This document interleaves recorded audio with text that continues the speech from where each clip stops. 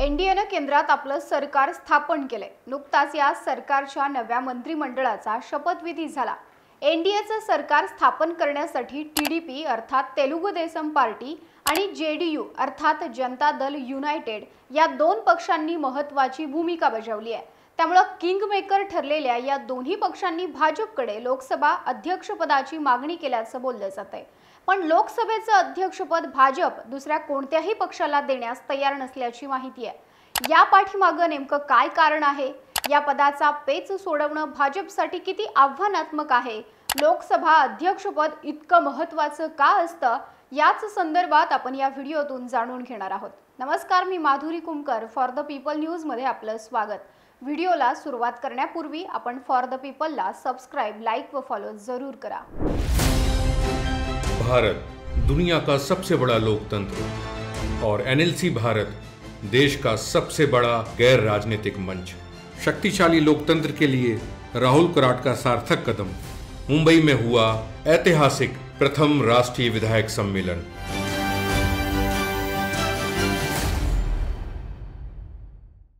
नरेंद्र मोदी पंतप्रधानपदी विराजमान होत तिसऱ्यांदाच सत्तेत आले, पण त्यांची पंतप्रधान पदाची ही तिसरी इनिंग काहीशी वेगळी आहे।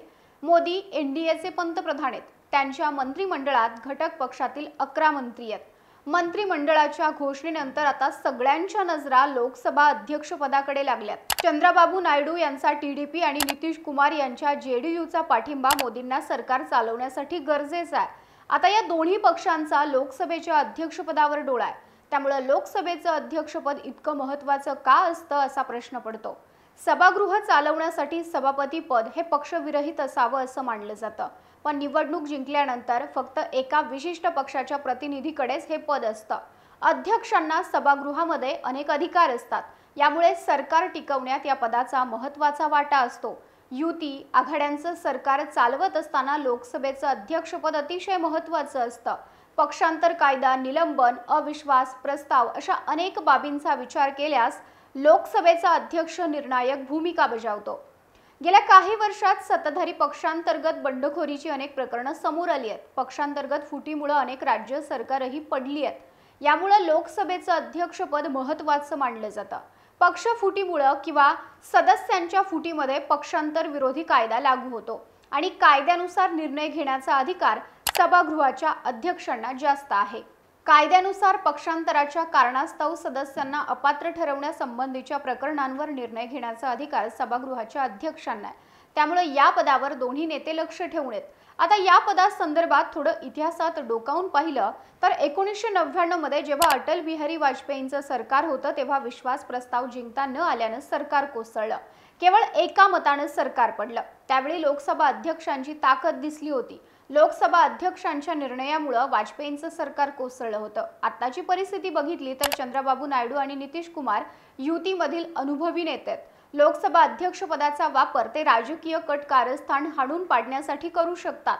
विशेष म्हणजे 1999 मध्ये वाजपेयींचं सरकार पाडण्यात टीडीपीची महत्त्वाची भूमिका होती, कारण लोकसभेचे अध्यक्ष टीडीपीचे होते आणि आता केंद्रात सत्तेत असलेलं मोदींचं सरकार टीडीपी आणि जेडीयूंच्या टेकूवर उभं आहे। भाजपचे 240 खासदार आहेत। बहुमताचा आकडा 272 आहे। 1999 मध्ये वाजपेयींच्या भाजपकडेही बहुमत नव्हतं। विरोधकांनी सरकार विरोधात अविश्वास प्रस्ताव आणला। केवळ एका मतामुळे सरकार पडलं। हे मत ओडिशातील काँग्रेस नेते गिरीधर गामंग यांचं होतं। लोकसभेच्या अध्यक्षांनी त्यांना मतदान करण्याची परवानगी दिली होती। गामंग काही दिवसांपूर्वीच ओडिशाचे मुख्यमंत्री झाले होते। लोकसभा अध्यक्षांनी त्यांना मतदान करण्याची परवानगी दिली नसती तर सरकारच्या बाजूने आणि सरकार विरोधात असलेलं मतदान समान झालं असतं। विश्वास प्रस्तावावरील मतदानात विरोधकांनी 270 विरुद्ध 269 अशी बाजी मारली होती। या घटनेतून लोकसभा अध्यक्षांकडे असलेली ताकद अधोरेखित झालेली। लोकसभा अध्यक्षांमुळे वाजपेयींचं सरकार पडलं। लोकसभेत विश्वासदर्शक प्रस्तावावर सत्ता गमावणारे ते पहिले पंतप्रधान ठरले होते। 1998 मध्ये टीडीपीच्या चंद्रबाबू नायडूंनी बलायोगी यांची नेमणूक लोकसभा अध्यक्ष म्हणून केली होती।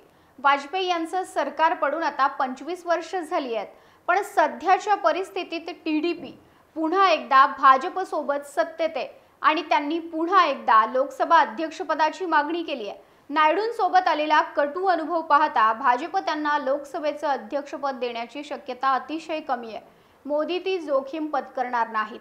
पण लोकसभा अध्यक्षपदाची निवडणूक भाजपसाठी निश्चित आव्हानात्मक असेल। आता भाजप लोकसभेच्या अध्यक्षपदाचा पेच कसा सोडवणार हे पाहणं औत्सुक्याचं ठरेल। याविषयी तुमच्या प्रतिक्रिया आम्हाला कमेंट करून सांगा। व्हिडिओ आवडल्यास लाईक करा आणि अशाच नवनवीन व्हिडिओसाठी फॉर द पीपल न्यूजला सबस्क्राइब करायला विसरू नका।